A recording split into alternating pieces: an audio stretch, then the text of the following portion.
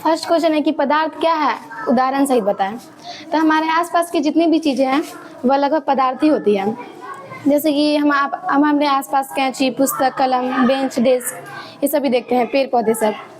तो इन सभी को जो देखते हैं तो पता चलता है कि कुछ स्थान घेरे रहती है, यानी कि कुछ ना कुछ तो स्थान जरूर घेरी रहती है। जैसे कैंची, पुस्तक, कलम, ये सब कुछ ना कुछ अगर कहीं पे भी रखी है तो कुछ ना कुछ स्थान घेरे रहती है। और जब हम इसे उठाने का प्रयास करते हैं तो इसमें हमें बल लगाना पड़ता है, यानी कि इससे हमें पता चलता है कि इसमें कुछ वजन भी है, यानी कि जो पदार्थ होता है इसमें कुछ द्रव्यमान भी होता है। और एक बात और कि जब हम इन्हें उठाने का प्रयास करते हैं तो ये हमारे ऊपर विपरीत बल लगाती है, यानी कि जैसे कोई पत्थर रखा हुआ है नीचे में और जब हम उसे उठाने का प्रयास करते हैं तो वह हमारे ऊपर विपरीत बल लगाती है। यहाँ पे कहने का अर्थ है कि हम पत्थर को ऊपर की ओर खींचते हैं और वह हमें नीचे की ओर खींचती है। तो इसी को कहा जाता है अवरोध, यानी कि जो पदार्थ तो अवरोध भी उत्पन्न करते हैं। तो पदार्थ का परिभाषा हो जाएगा कि हमारे आसपास की कोई भी वस्तु जिसमें द्रव्यमान यानी कि उसका कुछ वजन हो और उसमें आयतन यानी कि वह जगह घेरे और वह अवरोध उत्पन्न करे, उसे हम कहते हैं पदार्थ। उदाहरण के लिए हो जाएगा बोतल है, बैग, बेंच, डेस्क, किताब, पेन, कलम, पेड़ पौधे इत्यादि।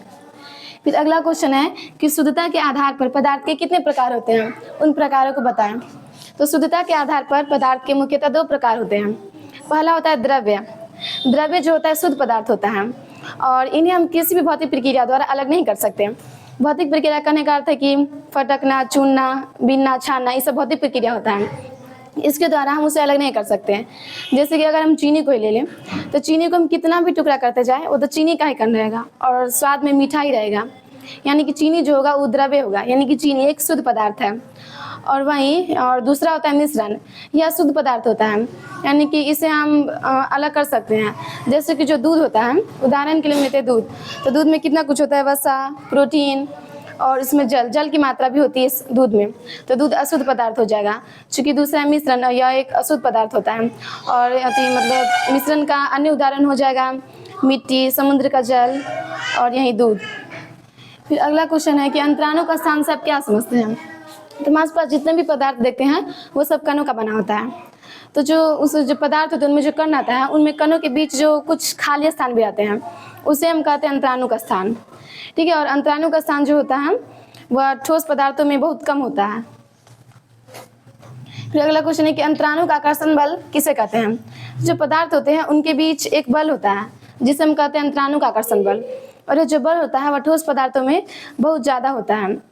अगर ये बल नहीं रहेगा तो जैसे अभी इतना जो पदार्थ है मतलब एक ही जगह है वो सब ऐसे नहीं रह पाएगा, एक दूसरे से फिसल जाएंगे अगर ये आकर्षण बल नहीं रहा तो। लेकिन इस आकर्षण बल रहने के कारण ठोस पदार्थ ठोस रहते हैं, द्रव्य द्रव्य और गैस गैस है।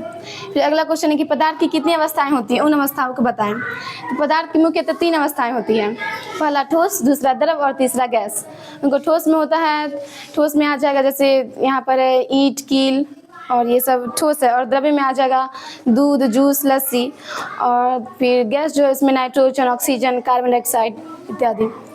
फिर अगला क्वेश्चन है कि हमारे शरीर में भी पदार्थ की 3 अवस्थाएं पाई जाती है, कैसे। तो हमारे शरीर में भी पदार्थ की 3 अवस्थाएं पाई जाती हैं।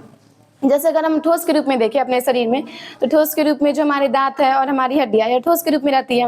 और द्रव, तो द्रव के रूप में हो जाएगा जो हमारे शरीर में जल रहता है 70% और रक्त, यानी कि जल रक्त द्रव्य पदार्थ में रहती है।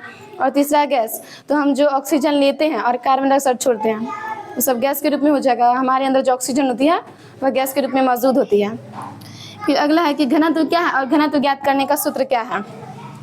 तो घनत्व जो होता है, घनत्व से हमें यह पता चलता है कि कोई वस्तु कितनी घना है, यानी कि मतलब उसमें कणों की कितनी सघनता है।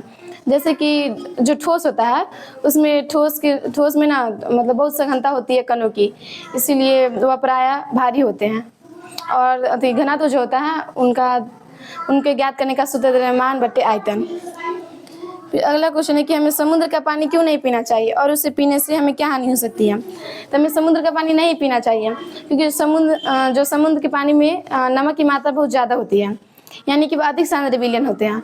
और जब हम उसे पीते हैं, यानी कि जब वह हमारे शरीर के अंदर जाती हैं तो जो हमारी कोशिकाएं होती हैं परासरण की क्रिया द्वारा अपने अंदर के जो तरल पदार्थ होते हैं उसे बाहर निकालने लगती है, जिसके कारण जो हमारी कोशिकाएं होती हैं वह सूख जाती है, जिससे हमें कई प्रकार के रोग हो सकते हैं, जिससे हम बीमार पड़ सकते हैं।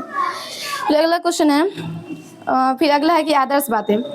तो विकल्प तो बहुत मिलेंगे मार्ग भटकाने के लिए, विकल्प तो बहुत मिलेंगे मार्ग भटकाने के लिए, लेकिन एक संकल्प ही काफ़ी है मंजिल तक जाने के लिए।